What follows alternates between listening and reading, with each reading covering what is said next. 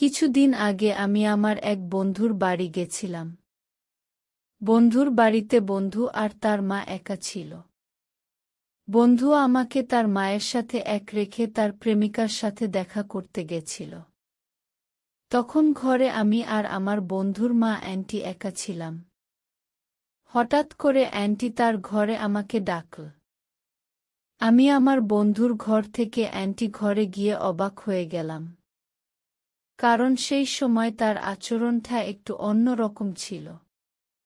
তিনি আমাকে তার কাছে যেতে বললেন। আমি কাছে যেতেই আমাকে বলল। আমি তার কাছে যেতেই সে আমাকে বলল, এখন তো তোর বন্ধু নেই, তোর বন্ধু এখন তার প্রেমিকার সাথে দেখা করতে, আমার দুজন আছি, কি করে সময় কাটানো যায়? তার কথা শুনিয়ে আমি অনেক অবাক হলাম। তার কথা শুনে আমার মনে নানা প্রশ্ন ঘুরতে শুরু করল। অ্যান্টি নিজেই আমাকে প্রস্তাব দিচ্ছিল আমি নিজে থেকে, তাই আমি নিজে থেকে কিভাবে না বলতে পারি। তাই আমি অ্যান্টি আর পাশে গিয়ে বসলাম আর বললাম, বন্ধুরা, আজকের আবার একটা নতুন গল্প নিয়ে চলে এসেছি। গল্পটা অনেক স্পেশাল, তার কেউ মিস করো না। আর হ্যাঁ, গল্পগুলো ভাল লাগলে অবশ্যই ভিডিওটা অবশ্যই লাইক করব আর চ্যানেলটা অবশ্যই সাবস্ক্রাইব করবেন। আমার নাম নীলু। আমি কিছুদিন আগেই আমি স্কুল শেষ করে কলেজে ভর্তি হয়েছি। সেখানেই আমার সাথে রাহুলের প্রথম আলাপ হয়। কলেজে ভর্তির প্রথম দিনেই রাহুলের সাথে আমার আলাপ হয়। আলাপ হওয়ার কিছু দিন এর মধ্যেই আমাদের বন্ধুত্ব অনেক গভীর হয়ে যায়। রাহুল খুব চনমনে স্বভাবের ছিল আর আমি ছিলাম তার বিপরীত শান্তি স্বভাবের। কলেজে রাহুলের মতো ছেলের সাথে আলাপ হয় আমার একটু সুবিধা হয়েছিল। কারণ আমি তাড়াতাড়ি খুব একটা কারোর সাথে মিশতে পারতাম না সহজে। খুব অল্প সময়ে এর মধ্যে বন্ধুত্ব হয়ে যাওয়াটা আমার কাছে হাফ ছেড়ে বাঁচার মতোই ছিল। না হলে হয়তো কলেজে আমাকে একা থাকতে হতো।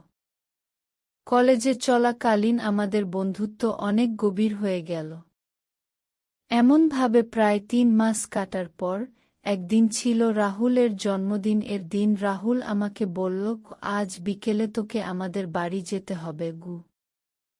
আমি কারণ জিজ্ঞাসা করাতে সে কিছু বলল না। বিকেলে তার সাথে বাড়ি গিয়ে বুঝলাম তার জন্মদিন আজ। আমি তাদের বাড়িতে ঢুকতে দেখিলাম একটা মেয়ে আমাদের দরজা খুলে দিল। আমি অবাক হয়ে রাহুলকে জিজ্ঞাসা করলাম, তুই যে বলি তুই আর তোর মা থাকিস বাড়িতে, তাহলে এই মেয়েটা কে? তোর কি বোন আছে গু? এটা শোনার পর মেয়েটা হেসে উঠল। আর রাহুল আমার কাঁধে হাত রেখে বলল, বন্ধু, এটা আমার বোন না, এটা আমার মা গু। এটা পৃথিবীর সেরা মা। সেটা তুই ভাবছিস, সেটা অনেকেই ভাবে। আমার যখন বাইরে যাই তখন কেউ বিশ্বাস করতেই চায় না যে এটা আমার মা। আমার মা এত ইয়ং দেখায় কারণ আমার মা রোজ জিম করে সকালে। প্রতিদিন সকালে উঠে মা আগে জিম করে তারপর সব কাজ করে। এটাই আমার মায়ের তরুণ দেখানোর আসল রহস্য। তার মা নিজের প্রশংসা শুনে রাহুলকে বলল, ওরে, তুই কি এখনই দাঁড়িয়ে গল্প করবি নাকি বন্ধুকে নিয়ে উপরে যাবি? এটা বলার পর রাহুল আমাকে উপরে নিয়ে গেল। কিছুক্ষণ পর দেখি অ্যান্টি খাওয়া নিয়ে হাজির।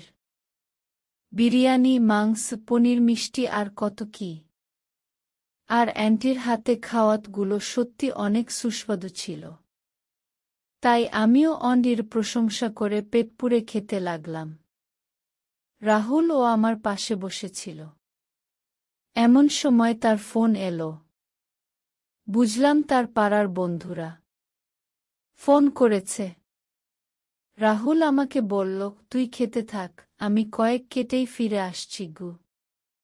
রাহুল চলে যাওয়ার অ্যান্টি আমার পাশে বসে পড়ল। আমাকে আরও বিরিয়ানি তুলে দিল খাওয়ার জন্য। আমি অ্যান্টিকে বললাম, আমি এত খেয়ে পারব না অ্যান্টি গু। অ্যান্টি বলল, ঈসব পারবে, তুমি প্রথম আমাদের বাড়িয়ে এসেছ, ভালো করে আপ্যায়ন না করে ছাড়ব না গি। আমি লক্ষ্য করলাম অ্যান্টি আমার দিকে তাকিয়ে মাঝে মাঝে মুচকি হাসছে। খাওয়া শেষ করে আমি অ্যান্টিকে ঘর গোছাতে সাহায্য করছিলাম।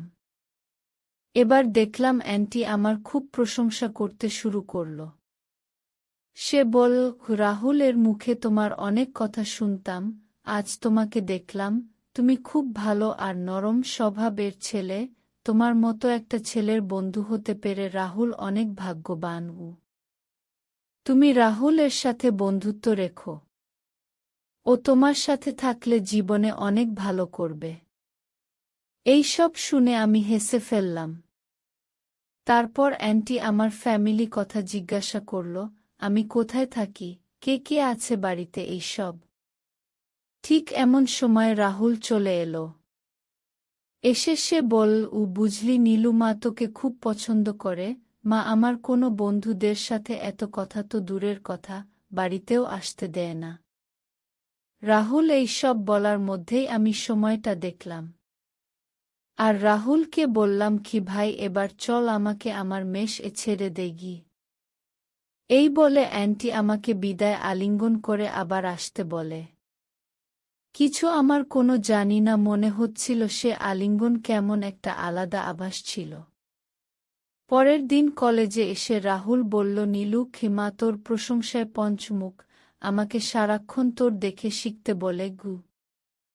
আমি বললাম, তুইও আমার সাথে থাকতে থাকতে আমার মতো হয়ে যাবি গু। দিন দিন আমাদের বন্ধুত্ব অনেক দারুণ হচ্ছিল। একদিন কিছু বলল, কি ভাই নীলু, আমাকে একটা হেল্প করবি, মাকে নিয়ে একটু মার্কেটে যাবি, মায়ের কিছু কেনার আছে, সে যেতে পারবে না কারণ কলেজ তার একজন বান্ধবী হয়েছে নতুন, সে তাকে নিয়ে ডেটে যাবে। আমি বন্ধুত্বই সাথে এই কথাটা ফেলতে পারলাম না। সে আমাকে বলল বিকেল 6টার সময় তাদের বাড়ি চলে যেতে। আমি কলেজে শেষ করে তার বাড়ির উদ্দেশ্যে গেলাম। রাহুল আমাকে তার বাড়ির চাবি দিয়েছিল আর বলেছিল, কেউ না থাকলে বাড়িতে গিয়ে বসতে। আমি তাদের বাড়িতে গিয়ে ডোরবেল বাজালাম, দেখলাম কেউ দরজা খুলল না। আমি চাবি দিয়ে দরজা খুলে বাড়ির ভিতরে গেলাম। ভেতরে লিগে দেখলাম সব স্তব্ধ, কিছু কথা থেকে জলের শব্দ আসছে। আমি খুঁজতে খুঁজতে একটা বাথরুম থেকে জলের শব্দ পেলাম। আমি মনে ভাবলাম, কেউ যখন নেই তাহলে হয়তো জলের কোল খোলা আছে। আমি দরজা হাত দিয়ে ঠেকাতেই শরীরে শিহরণ খেলে গেল। দেখলাম অ্যান্টি ভিতরে পুরো জলে ভেজা আর চুল থেকে জল পড়ছে। আমি হতবাক হয়ে তার অপরূপ সৌন্দর্য দেখতে থাকলাম। নিমেষেই অ্যান্টি দরজাটা বন্ধ করে দিল। আমি বুঝলাম অ্যান্টি আমাকে দেখতে দরজা বন্ধ করে দিয়েছে। এরপর আমি লজ্জায় ঘরে গিয়ে বসলাম। কিছুক্ষণ অ্যান্টি এসে বলল, নীলু, তুমি এই সময় এখানে?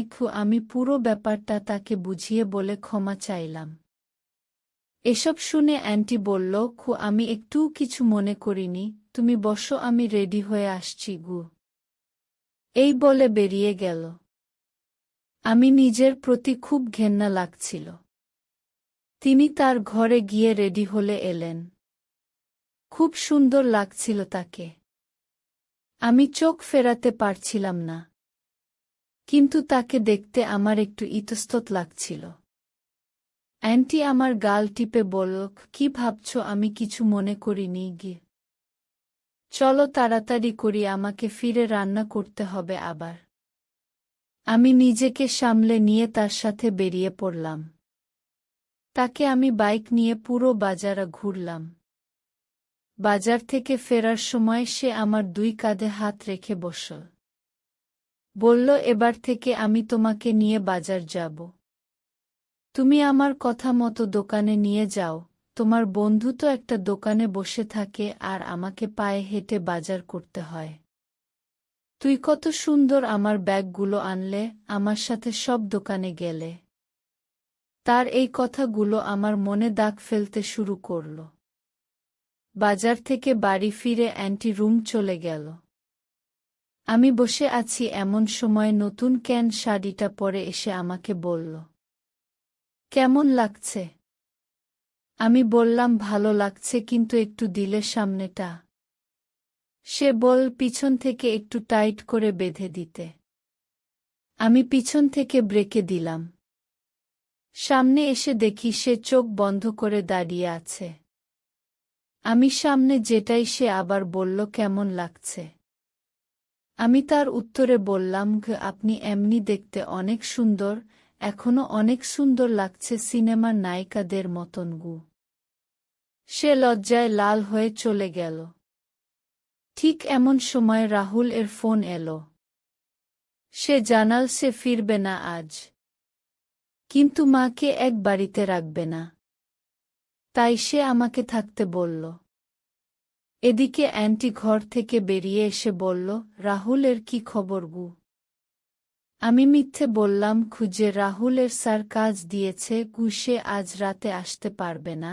আসলে সত্যি যদি বলতাম যে রাহুল কোনো মেয়ের সাথে রাতে থাকবে, তাহলে অন্ডি ওকে এখন ফোন করে ডিস্টার্ব করত। আর বন্ধুত্বের খাতিরে তো একটি মিথ্যা চলেই। অ্যান্টি আমাকে বলল, তুমি আমার সাথে থাকো, আমি একা থাকতে পারি না। তখনও আমি জানতাম না আজ রাতে আমার সাথে কি হতে চলেছে। রাতে খোয়ার শেষ করে অ্যান্টি আমাকে তার ঘরে ডাকল। আমার দুজনে কথা বলতে থাকলাম।